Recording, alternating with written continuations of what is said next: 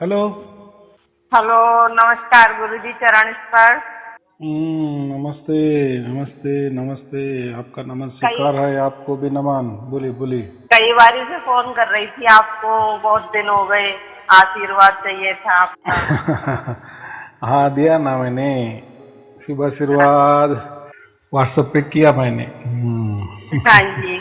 और आपने जो बताया है ना, उसके लिए धन्यवाद। तो मुझसे कुछ भी नहीं करना आता, मुझसे मतलब बात भी नहीं करनी आती। मेरी समझ में नहीं आता कि मैं आपको कैसे धन्यवाद अदा करूं। बिल्कुल हम्म, कुछ नहीं मेरी समझ में आता। मैं बहुत कम बोलती हूँ, कुछ भी हम्म, नहीं कहती, कह नहीं पाती, मुझे आता नहीं है कुछ भी। हम्म, बस आप स्वीकार कर लेना, दिल से समझ लेना, हाँ जैसे हाँ भी हाँ, मेरी भावना हो। बस और यही तो चाहिए। ऐसा ही हाँ चाहिए। जी। और हम्म, आपकी बहुत सारी मतलब लगभग सारी सी ही वीडियोस मैंने सुनी है और रोज सुनती हूँ। अभी क्या हम्म, हुआ, मैंने फेसबुक नहीं बनाई है, घर वाले अलाउ नहीं करते। तो हम्म, अब आपका यूट्यूब वो हो गया था, मैं इतनी परेशान हो गई थी, मैंने अपनी सिस्टर से कहा कि उनकी एक भी वीडियो नहीं सुन पा रही हूँ मैं। तो हम्म, उसने कल जैसे तैसे मतलब मेरा फेसबुक चुपचाप से स्टार्ट करवाया है। आज हम्म, 2 दिन से आपकी वीडियो आई तो वो सुनी मैंने। हम्म, और पता नहीं क्या, वैसे तो मैं कुछ भी मंदिर में पूजा वूजा नहीं करती हूँ गुरुजी। मतलब धुन मुझे बहुत अच्छी सुनाई देती है, ज्यादातर समय सुनाई देती है। लेकिन सर में थोड़ी सी मतलब ऐसा रहता है कि भारीपन चक्कर सा, और आनंद अजीब सा आता है। मतलब धुन तो बिल्कुल जैसे आप बताते हो ना वैसे सुनाई देती है। आपकी हर वीडियो सुना है। और एक बार अभी मैं बहुत सोच रही थी कि धुन मुझे अच्छी आती है, सब कुछ आती है, गुरुजी मतलब संघर्ष आ रहे हैं। मैं आपको अपनी तो क्या बताऊं, मतलब मेरे साथ हुआ ही है ऐसा कि सिर्फ मतलब इसी वजह से कि मैं ज्ञान के या प्रभु के रास्ते पे चली गई, तो मेरे हस्बैंड ने मुझे बिल्कुल ही छोड़ दिया है। मतलब घर में हूँ, खाना पीना सब कुछ छोड़ दिया है मुझे देना, और अब वो बच्चों को परेशान करते हैं।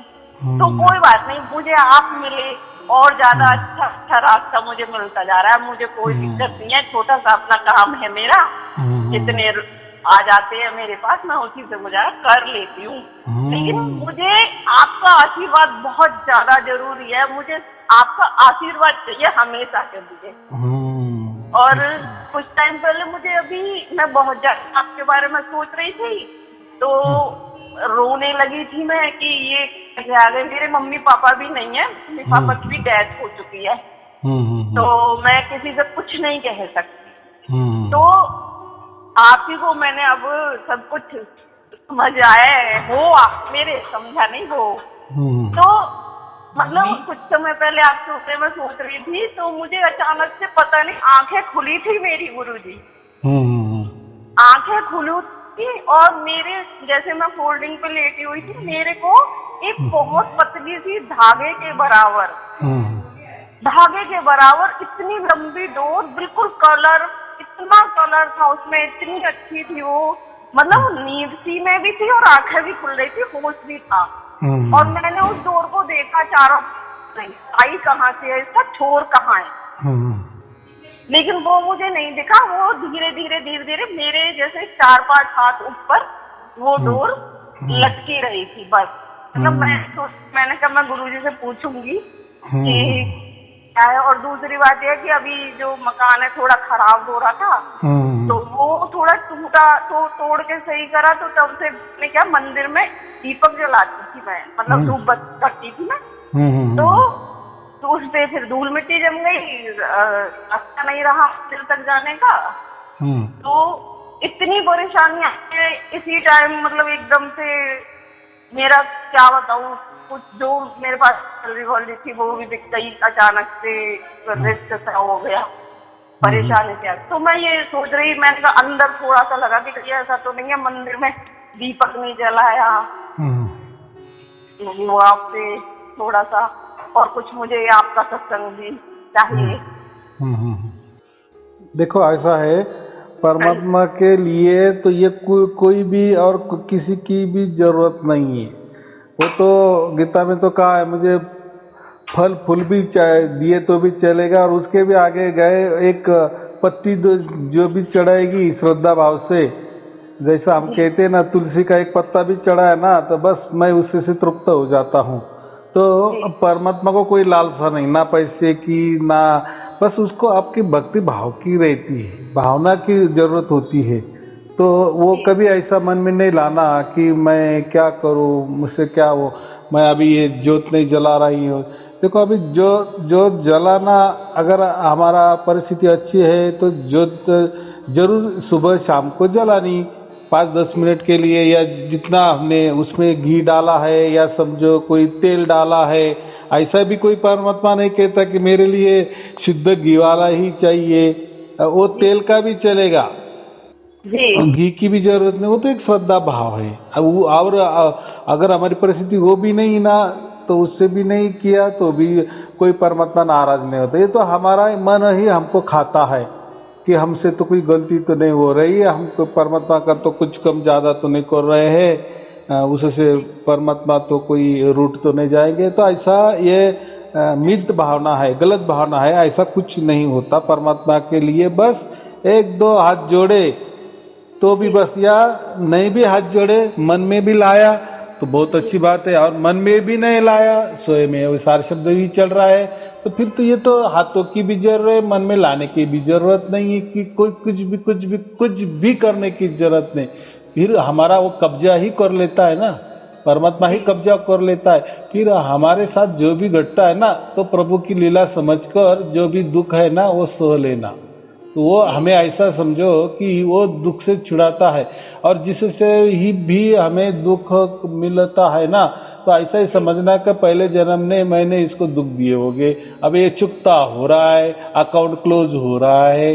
तो परमात्मा को शिकायत नहीं करनी, कभी नहीं करनी, क्योंकि उसका साक्षी स्वयं परमात्मा तो है ही ना जी। परमात्मा को कोई समझता नहीं, ऐसा थोड़ी का। उसका नाम ही कबीर है, कबीर है, कबीर माने सर्वज्ञ। परमात्मा को सर्वज्ञ कहा गया है, सब ज्ञान है। सर्वज्ञ का मतलब सभी ज्ञान रखता है, वो सब ज्ञान ये है।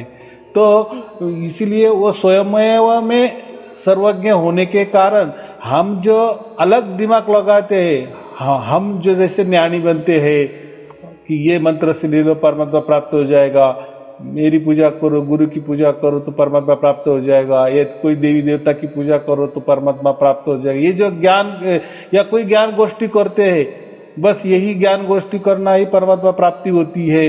तो ये जो ज्ञान बिन, अरे परमात्मा स्वयं ज्ञानवान है, तो क्या उसके लिए हमारे ये प्रकृति वाले ज्ञान की जरूरत पड़ेगी क्या? उससे ये प्रकृति वाले ज्ञान से वो तृप्त हो जाएगा क्या? नहीं, वो तो एक भावना रहती है। तो कोई दिमाग लगाते हैं ना, चालाकी करते हैं ना, अरे परमात्मा देखो मैं बराबर प्राप्त करता हूँ, अरे मैं बहुत चालाक हूँ, मैं बहुत होशियार हूँ, क्या ये लोग सब पागल है, मैं लेकिन बहुत होशियार, ये अहंकार है। तो उल्टा अहंकारी को तो मिलता ही नहीं है। तो ये चालाकी, ये ज्ञान, क्योंकि परमात्मा सर्वज्ञ है, सर्वज्ञानी है, तो हमारा ज्ञान बटोरने से कुछ नहीं होने वाला है। ये तो हम पर हंस रहे हैं ऐसा ही समझना, या हम खुद की हंसी कर रहे हैं। तो परमात्मा की ये चीज की कोई जरूरत नहीं है, किसकी भी जरूरत नहीं, ऐसा समझे। बस स्वयं वो आ रहा है ना, उसने हमारा सब कुछ परिवार के वो हावी हो गया है। अभी जो भी हमारा किसी का लेना देना है वो चुकता होते जा रहा है। बस हम साक्षी भाव से देखना, बस तेरी इच्छा, तेरी इच्छा, ये ही भाव रखना, तेरी मर्जी, हमारी नहीं। हमको लगता है, क्यों क्या होता है, बहुत बार बहुत लोगों को ऐसा लगता है कि परमात्मा को सजेस्ट करते हैं। सजेस्ट माने सुझाव देते हैं, परमात्मा तूने ऐसा करना चाहिए, तू ऐसा क्यों नहीं किया, ये तुझे समझता है क्या, तू इतना ये बोला है क्या, या इतना चालाक है क्या, तो या हमको क्यों दुख दिए, या हमारे ऊपर जो भी होता है अच्छा होता है तो हम तो परमात्मा के तो धन्यवाद करते हैं, नहीं वो तो बात अलग है। लेकिन कोई दुख हो जाता है ना, तो परमात्मा को हम सजेस्ट करने लगते, परमात्मा ये तूने क्या किया, ऐसा नहीं करना था, तुझे समझना चाहिए, तू तो सर्वज्ञ है, सर्वज्ञानी है। तो ये बचपना बात होती है, बराबर। अगर सर्वज्ञ कहे ना तो उसको मालूम है, तुम्हारे से पहले उसको मालूम है। अभी वो क्यों देना चाह रहा है, मुझे क्यों दुख हो रहा है, या परमात्मा ये सब देख पर भी ये ऐसा हमारे साथ खिलवाड़ क्यों कर रहा है, तो वो उसकी लीला उसको वही जाने। बस हम तैयार होना है, हम तैयार रहना है। ऐसा ही समझना है कि वो जो हमारा हिसाब वो वही परमात्मा चुकता कर रहा है। ठीक है, कोई हमें गाली गलौज भी करे, कोई चिंता की बात नहीं है, बराबर। तो ऐसा है कि सजेस्ट परमात्मा को नहीं करना, बराबर। एक ऐसा कहते, एक बहुत अमीर आदमी था, और अमीर आदमी जो रात को सो गया तो दरवाजे पर किसने तो भी खटखटाया, बराबर। तो अभी अमीर आदमी तो वो तो कोई चौकीदार होगा ना, तो वो चौकीदार बोले अरे इतना जोर से मत खटखटा, वो हमारा सेठ जी उठ जाएंगे ना नींद से।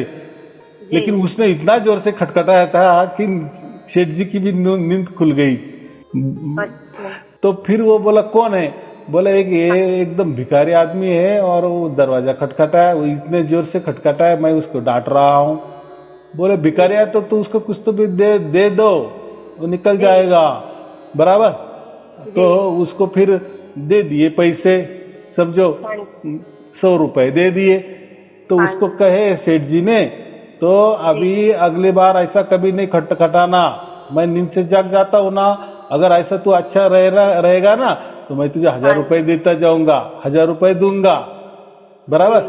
तो फिर वो भिखारी बोला कि आप मुझे क्या सजेस्ट कर रहे हैं, अगर मैंने ये नहीं किया होता तो ये जो 100 रुपए ना ये भी मेरे नसीब में होते।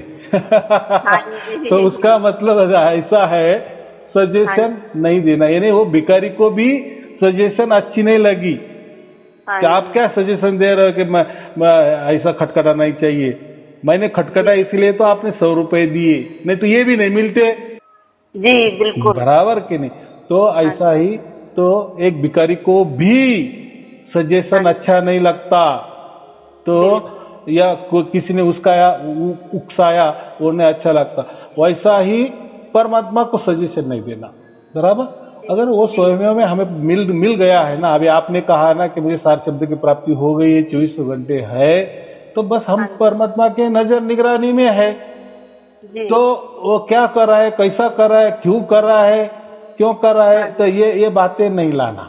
तो देखो क्या होता है, ऐसा समझो कि आदत ही डाल देना और उसके ऊपर नहीं आने देना परमात्मा। भाई ये क्या है, हम बोले कि परमात्मा सर्वज्ञ है, परमात्मा तो आजू बाजू खचाखच भर दिया है और परमात्मा को ये नहीं दिख रहा है क्या, तो सजेशन नहीं देना, उसको सब मालूम है। तो वो क्या कर रहा है, ऐसा क्यों कर रहा है, तो वो उसकी लीला वो जाने, लेकिन वो जो भी कर रहा है वो हमारे लिए कर रहा है, ये पक्का गार्ड बांध के रखो, बराबर।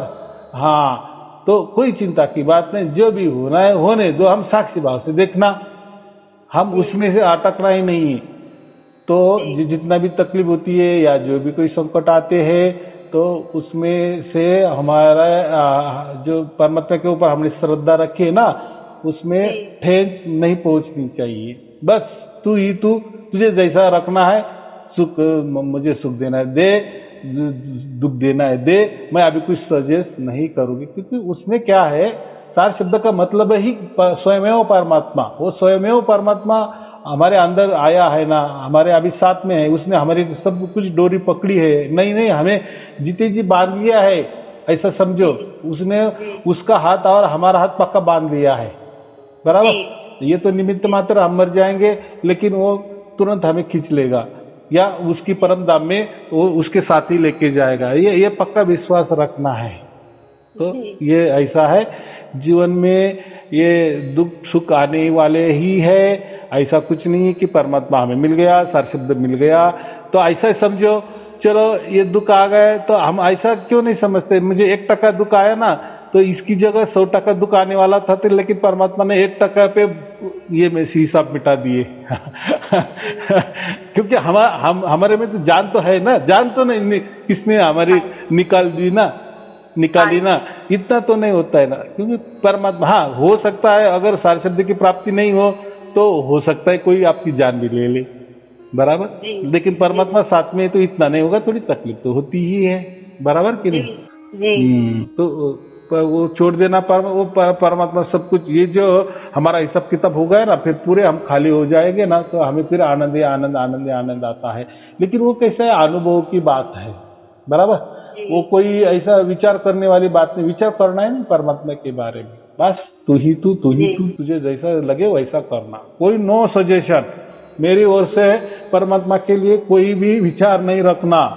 ये सच्चाई में भक्ति होती है। ऐसे उसको भक्त, मैं अभी विभक्त नहीं हूँ, भक्त किसको कहे, मैं परमात्मा से अलग नहीं हूँ, इसलिए मैं भक्त है। मैं अगर भक्त है ना, तो मैं फिर परमात्मा मुझे दुख क्यों दे रहा है, परमात्मा मुझे सुख क्यों दे रहा है, फिर परमात्मा अलग मैं अलग, ऐसा करना ही नहीं। जब तक हमारे में जान है, जब प्रकृति में हम है, तब तक ऐसा समझना कि अभी सारे शब्द हम सुन रहे हैं, उसका मतलब परमात्मा से हम चिपके हुए हैं, बराबर। तो परमात्मा ही साथ में है। तो देखो, आप कहे ना तो मेरे साथ में कोई नहीं, मेरे माता पिताजी भी गुजर गए, मेरे साथ तो ऐसा हो रहा है, लेकिन आप एक भूल जाओ, वहां मैं भी नहीं रहूंगा। आपने तो फोन किए, मैं तो सजेस्ट कर रहा हूँ कि ये करना वो करना, लेकिन बात ऐसी होती है, मैं तो आपके यहाँ तो नहीं आ सकता, बराबर, या कोई भी आपके रिश्तेदार भी उसी वक्त में आ सकते, लेकिन आप एक मन में पक्का रखो, विश्वास रखो कि परमात्मा मेरे साथ में है। ये तो हम नाशवान है, मैं भी आऊंगा तो मैं भी नाशवान है, या कोई रिश्तेदार भी आए वो भी नाशवान है, लेकिन मेरे साथ अविनाशी परमात्मा है। क्या मैं खत्म अगर भी हो गई, मैं खत्म भी हो गई, लेकिन मैं तो अभी का जीते जी किससे जुड़ी हूँ है, अविनाशी से जुड़ी हुई ना, तो मेरा नाश कैसा होगा, क्योंकि मैंने जीते जी अविनाशी को पकड़ा है, उसको चिपका है। तो ये बात होती है। थोड़ा कैसा है, जैसे आप तो सत्संग सुनेंगी वैसा आपको धाड़स आ जाएगा, बाकी कुछ नहीं। ऑनलाइन वाले वीडियो सुनते जाओ, और ये तो चलता है, जीवन है। ऐसा कभी मत समझना कि मेरे ही जीवन में, देखो जैसे दो आदमी जब बोलते हैं ना, और एक पहले वाला दुखड़ा सुनाता है, तो दूसरा क्या कहता है, वो कोई उसका दुखड़ा नहीं सुनता है, वो ऐसा करता है कि ये कब चुप हो जाए और मैं मेरा दुखड़ा सुनने लगा हूं। तो उल्टा वो क्या कहता है सामने वाला, अरे बस तेरा इतना ही प्रॉब्लम, अभी मेरे सुन ले, तो वो सब सुनाएगा, फिर हमको लगेगा अरे ये तो मैं गलती कर दी, मैंने बता दिए उनको। तो ऐसा नहीं है। तो ये दुख सबके साथ होता है, क्योंकि ये दुखालयी है ना, ये जो प्रकृति क्या है, दुखालयी है ना, हम काल के अंदर है ना, ये समय के अंदर चल रहे हैं ना, क्योंकि हमारे पर ऊपर समय राज कर रहा है, ये इसलिए। लेकिन परमात्मा समयातीत है ना, अगर वो समयातीत परमात्मा यानी काल के परे या समय के परे जो रहने वाला वो हमें प्राप्त हो गया ना, तो हमको कितना दिन दुख रहने वाला है, क्योंकि हमें जो दुख प्राप्त हो रहा है वो समय के अंदर हो रहा है ना। जैसे किसको एक दिन का दुख होता है, किसको 2 दिन का होता है, किसको जीवन भर का होता है, यानी इसके लिए कोई टाइमिंग है। इसको हम क्या कहते हैं, काल के अंदर है, समय के अंदर हमारा दुख है, या हम ही समय के अंदर रहते।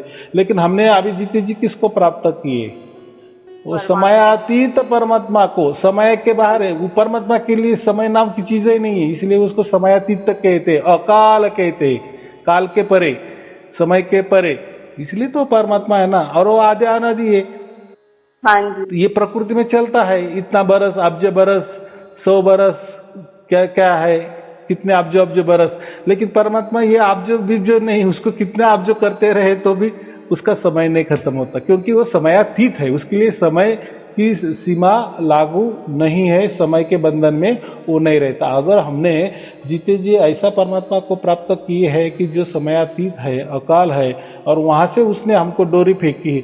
अभी आप बोले कि मुझे ऐसी एक डोरी दिखी, तो ये जो होती है ना ऐसी डोरी वगैरह दिखना या कुछ, तो ये हमारे आजू बाजू जो हम पवित्र आत्मा जो कहते हैं ना, पवित्र जैसे किसी ने अच्छा किया है, पुण्य किया है, बहुत सारा पुण्य किए है, तो इतना उनका प्रगाढ़ पुण्य हो जाता है ना, तो पृथ्वी पर ऐसा कोई आदमी नहीं मिलता उनको पुण्यवान, फिर उसके गर्भ में जाए और जीवन ले ले। तो उसके लिए कुछ टाइमिंग के लिए वो ऐसे ही रहते हैं, यानी ऊपर ही रहते हैं। देखो कोई अगर कोई बहुत ज्यादा पापी है तो इतना पापी है, तो उसके लिए किसी की पापी आदमी स्त्री पुरुष की कोख नहीं मिलती, तो वो भी लटका रहता है। लेकिन ऐसा होता है फिर ये जो अच्छे आदमी जो रहते हैं, जो पुण्यवान रहते हैं, वो अगर उनको कोई देह नहीं मिल रहा है या वो कोई किसी के गर्भ के अंदर नहीं जा रहे, क्योंकि वो वैसा उनके क्या बोलते उनके फैसिलिटीज ऐसा, उनकी ऊंचाई जैसा गर्भ ही नहीं ना, तो तब तक जब तक वो वैसा गर्भ नहीं प्राप्त होता उनके पुण्य के हिसाब से, तब तक वो भटकते।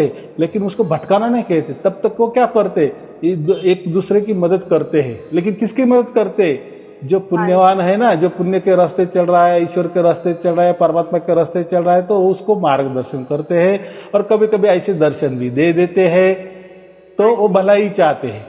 तो ऐसा ही जो पापी जो रहते हैं ना, तो पाप वाले आत्मे भी रहते हैं, तो लेकिन वो पाप वाले जो आत्मे, पापी आत्मे किसको मदद करते? जो ज्यादा पाप कर रहे हैं ना, उसको उल्टा मदद करते थे, भाई तूने एक खून कर दिए ना और 2 कर दे, हम तेरे साथ है। तो देखो, पापी को मदद करता है, पुण्यवान को मदद करता है, बराबर। तो ये तो जगह की रीत है। तो आप जो बोली कि मुझे ऐसा कुछ दिखाई देने लगे, तो ऐसा बहुत सारे लोगों को कुछ दिखाई देता है। तो ये जो पवित्र आत्मा होते हैं, इनका हमें दर्शन मिल जाता है। लेकिन कोई इसकी बात नहीं है उसने दर्शन देना ही चाहिए, ऐसा कुछ नहीं, वो आपे आप हो जाता है। हम कुछ कहते हैं ना, अरे यार मुझे रात हो गई और मुझे कुछ गाड़ी भी नहीं मिल रही थी, और रात भी हो गई, अब क्या करें? लेकिन ये कोई तो भी अच्छा इंसान आ गया और मुझे वो रुकवाया। तो ये कौन होते हैं? ये अच्छा इंसान जो हम बोलते हैं, ये पवित्र आत्मा ही होते हैं। तो उसके रूप में आते हैं, हमारे गंतव्य तक पहुंचा देते हैं। या ऐसे ही बहुत सारे घटना होती है कि हम बोले यार ये तो अचंभा हो गया, ऐसा कैसा हो गया। तो ये जो पवित्र आत्मा होते हैं, तो ऐसे हमारे काम आते हैं। लेकिन हम अच्छे हैं तो हमारा अच्छे वाले ही हमको साथ देते हैं, अगर हम बुरे हैं ना, तो बुरे वाले का हमको साथ देते। तो कोई चिंता की बात नहीं, हम तो अच्छे हैं ही, क्योंकि हमने सार शब्द की प्राप्ति की, और सार शब्द के पार तो कोई नहीं है। एक परमात्मा के परे और क्या परमात्मा है? कोई दूसरा परमात्मा थोड़ी है, परमात्मा तो एक ही है। अगर वो उसके साथ में हम है, उसके संगों में हम है, उससे चिपके हुए हैं हम, तो किसकी अभी आशा करना है, बराबर कि नहीं? तो शांति से, आनंद से हमारा जीवन व्यतीत करना, आने दो, कोई भी दुख आएंगे लेकिन आएंगे और वैसे जाएंगे भी। तो उतना हल्के में ले लेना, मेरा इतना ही कहना है, बराबर जी। बोलो और क्या पूछना है?